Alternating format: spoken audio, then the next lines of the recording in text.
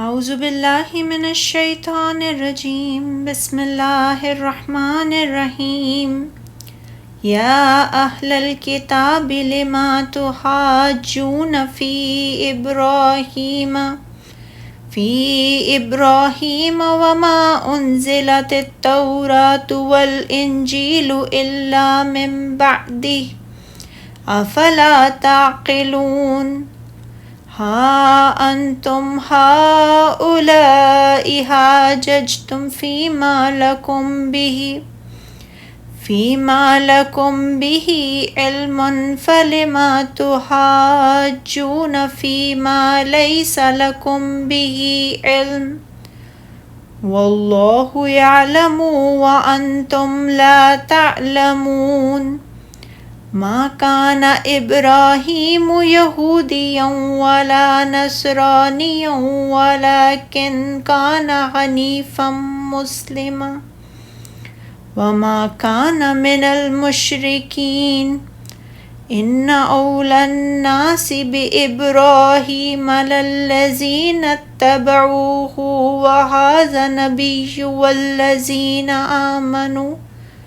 واللہ ولی المؤمنین۔ اے اہل کتاب، تم ابراہیم کے بارے میں کیوں جھگڑتے ہو،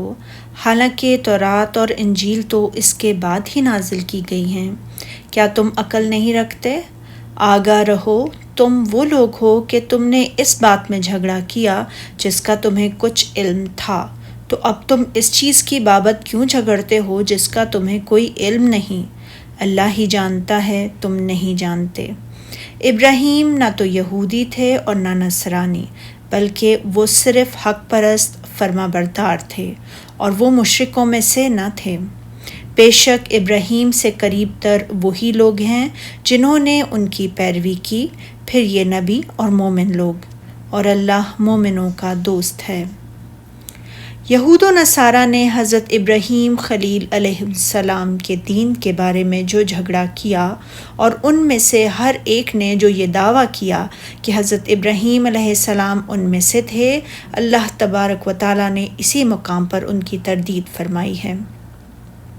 حضرت ابن عباس رضی اللہ تعالیٰ عنہ کی روایت کو بیان کیا ہے کہ نجران کے عیسائی اور یہودی علماء رسول اللہ صلی اللہ علیہ وسلم کے پاس جمع ہوئے اور آپس میں جھگڑنے لگے۔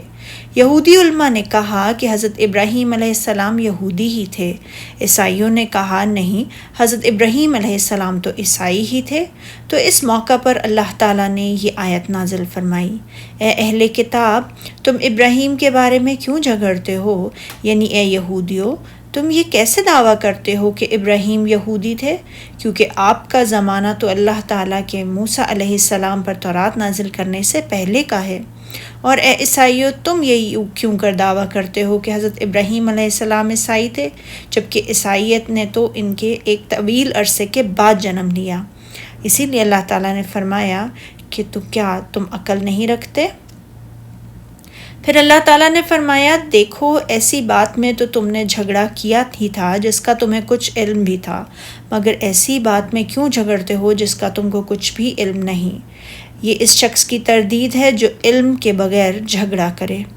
یہودیوں اور عیسائیوں نے بھی حضرت ابراہیم علیہ السلام کے بارے میں علم کے بغیر جھگڑا کیا تھا۔ اگر یہ اس علم کے مطابق جھگڑا کرتے جو ان کے پاس موجود تھا اور ان کے ان دینوں سے متعلق تھا جن کے مطابق عمل کرنے کا حکم رسول اللہ صلی اللہ علیہ وسلم کی بعثت تک تھا، تو یہ ان کے لیے زیادہ مناسب تھا، لیکن انہوں نے اس کے بارے میں گفتگو کی جس کا انہیں علم ہی نہ تھا۔ اسی لیے اللہ تعالیٰ نے ان کی تردید فرمائی اور حکم دیا جس بات کا علم نہ ہو اسے عالم الغیب اور شہادت کی طرف لوٹا دیا جائے، جو تمام امور کو ان کے حقائق کے مطابق جانتا ہے۔ اسی لیے اللہ تعالیٰ نے فرمایا، اور اللہ جانتا ہے اور تم نہیں جانتے۔ پھر فرمایا، ابراہیم نہ تو یہودی تھے نہ ہی عیسائی، بلکہ سب گمراہوں سے بے تعلق ہو کر اللہ کے فرما بردار تھے، یعنی شرک سے بیزار اور ایمان کے طلبگار تھے،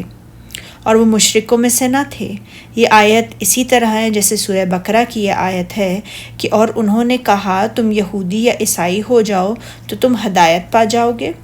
پھر اللہ تعالیٰ نے فرمایا بے شک ابراہیم سے قرب رکھنے والے تو وہ لوگ ہیں جو ان کی پیروی کرتے ہیں، اور یہ پیغمبر صلی اللہ علیہ وآلہ وسلم اور وہ لوگ جو ایمان لائے ہیں، اور اللہ مومنوں کا دوست ہے۔